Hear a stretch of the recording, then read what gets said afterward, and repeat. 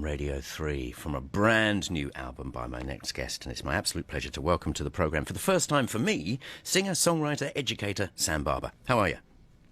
Hi, Phil. Very good, thanks. How about yourself? Not too bad at all. Thanks very much. You've done a few morning brews, but by hook or by crook, it's usually holidays when James is in. So it's a pleasure to meet you on air. You too, absolutely. My pleasure. I love the music. We've got another track to play at the end. Sam told me it's going to be a slightly different flavour. First things first, Sam, you're all about the lyrics, aren't you? Because you're an educator as well.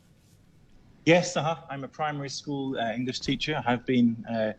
I've had the pleasure of teaching here in Hong Kong since 2007, and I try to write songs in various different genres and also for students as well. So, yeah, I mean, immediately, obviously, is there a sort of a nice message, if you like, in your stuff? I wouldn't then by no means kids songs, but I can see how everybody would actually like these. Yes, I do feel like it's important to have a clear message, a positive message, especially during the last 18 months that the world has experienced, So this album is really kind of a positive ray of hope, I hope, for people. It certainly seems to be. Do you bring your music into your daily job? Because it just seems like the perfect mix, really. I do write a lot for students, yes. Over the years, I've written kind of variety of different things, such as songs, chants, drama, scripts, stories, etc. Yeah. So I do play music for them in the classroom as well when that allows. So it's a very natural part of my life. Bearing in mind we're dealing with several first languages, however, we all meet in the middle with English. Do you find that the music does deliver a message successfully?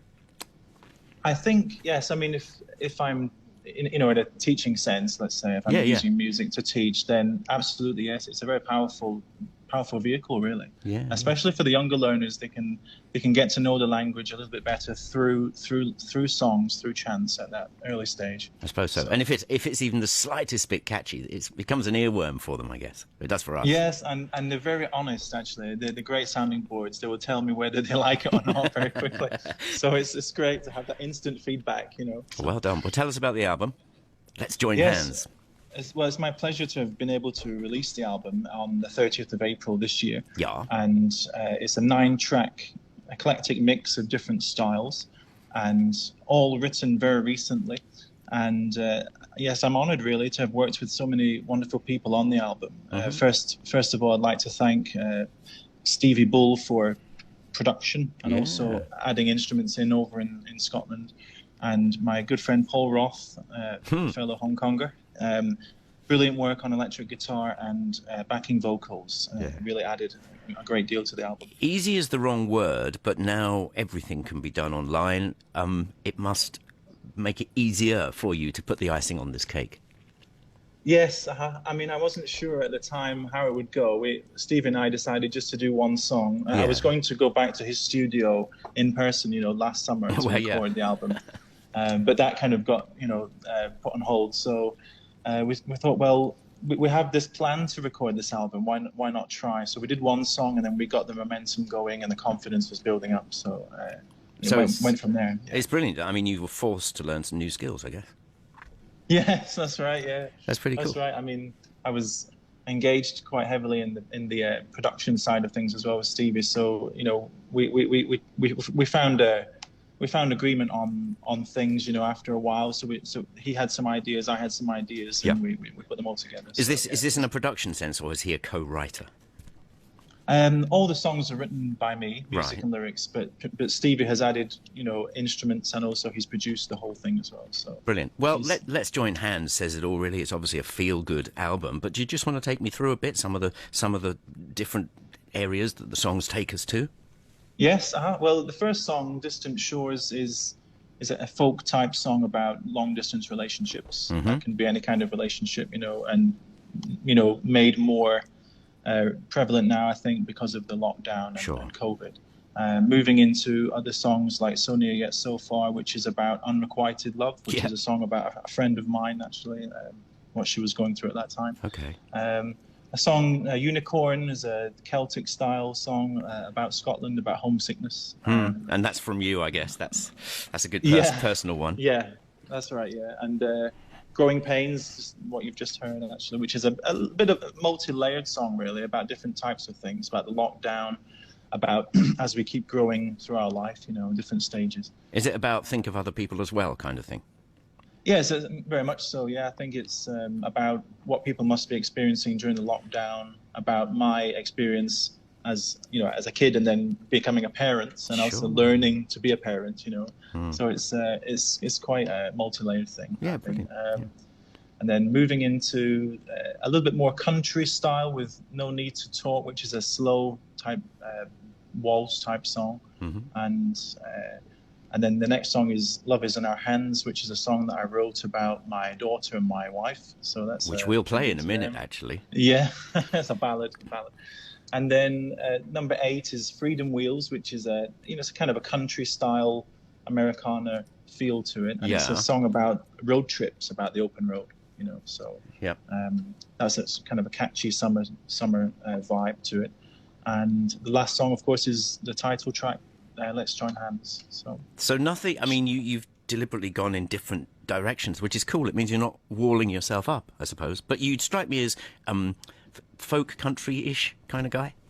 Yeah, I think so. Yeah, I mean, I have many different influences, but it seems that when I write songs, that's the kind of direction that they take. And I do sit down and think, right, I'm going to write a song today, but then I don't know where it's going to end up. So it's quite different. There's a different flavor of different styles, So I've just tried to showcase that in the album. How do you do it? How I'd usually write, in 1 hour to 2 hour sessions, just write at the guitar and just try and get ideas going. And then if there's an idea there, I'll try and develop it later in the week. You just swing it in a way. You see where you go, right? Yeah, I try to. I mean, I try to set targets. I used to set targets like every month I'm going to write such and such a number of songs. But then I found later on that it's more important that you have a theme, for me anyway, to write about, So if I have a theme, a clear theme that I want to express, like I've just written a song last week about, it's called Kindness Matters. It's a song that I'm thinking to work with the Impact HK on, the homeless charity. So I've written a song about this. So that's perhaps for a release date later in the year. That sounds really cool already. You can just imagine the video. I bet you've already thought the video through and everything. I've got a video idea in mind. Yeah, the song's almost kind of almost done. Yeah, so I'm just looking forward to that. Yeah, it's brilliant. The next project. Well, you're a very busy guy, and I think obviously being a school young kid teacher, you've got to be quite organised in the first place. Is this help? Do the two help? Absolutely, yes, absolutely. Students are a fantastic inspiration, and I always feel like teaching is a privilege, and I'm honoured to have been working here in Hong Kong for so many years at the same school, and I've made lots of good friends. And the good thing is the students, when they get older, and I see them going to secondary school and what have you, they still say hello. Well, and they're much taller now. So, either that or I'm getting shorter. I don't know. It's amazing. It's really nice in this day and age to meet somebody who's I'm cool. I'm very happy. Yeah, I love teaching. I love trying to make a difference to them, especially English is their second language, perhaps. Yeah, tell us a bit about your teacher persona. Yep. Well, I go under the name of Teacher Ham, which is a name that one of my students gave me. I figured it would be that. Yeah, we were teaching a phonics lesson, and then there was a picture of a ham, and then H-A-M, ham, blend the sounds together, and then somebody piped up from the back of the classroom, Teacher Ham, because they usually call me Teacher Sam, so that kind of went from there. And then I made a little YouTube channel for my songs for kids, and then I share that with them, and then build up from there. So. Obviously, I want people to listen to your new album, but where can we find the songs for kids stuff for starters? Because that is a special musical skill. Where do we go? Yep. For the children's stuff, you can find it on all the digital platforms that you can think of. So iTunes, Spotify, Amazon.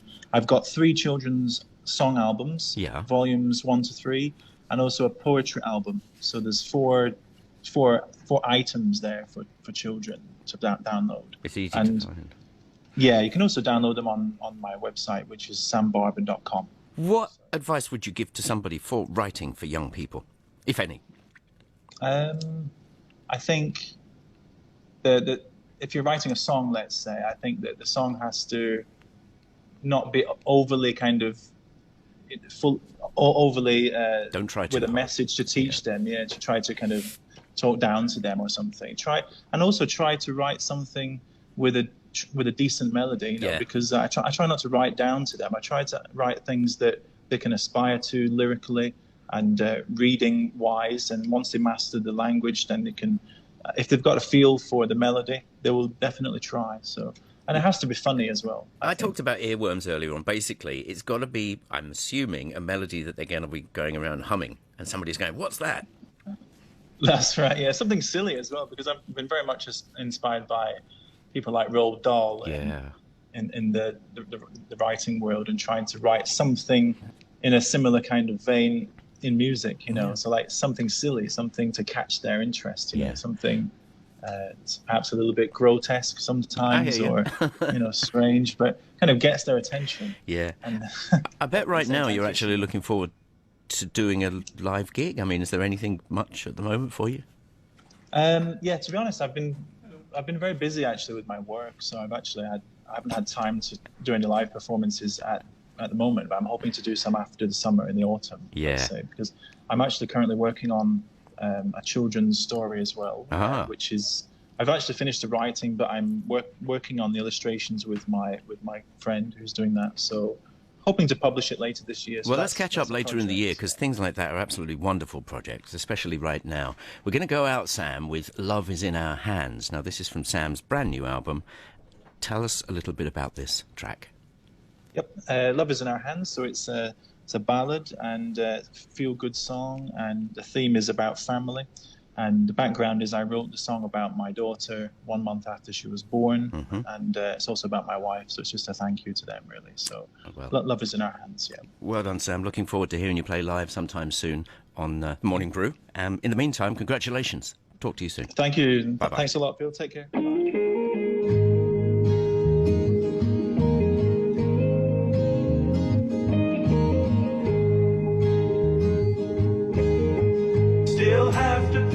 Myself sometimes and tell myself that everything is fine. It's real, it feels so surreal that you have finally arrived with us, because we've been waiting for so long in fear, but now you're here and love is in our hands, our hearts are eyes, it's everywhere, so share that love and feeling. Can't you feel it? When I hold your hand in mine, I know I'm a friendly man, it's true. So let's get closer and closer to you.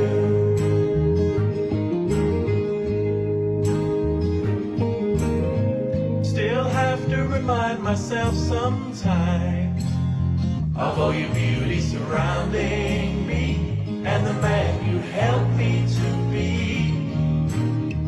I thank the stars that you are mine, because I'd be lonely for so long in fear, but now you're here with me. Love is in our hands, our hearts are eyes, it's everywhere, so share that loving feeling. Can't you feel it? When I hold your hand in mine, I know I'm a friendly man.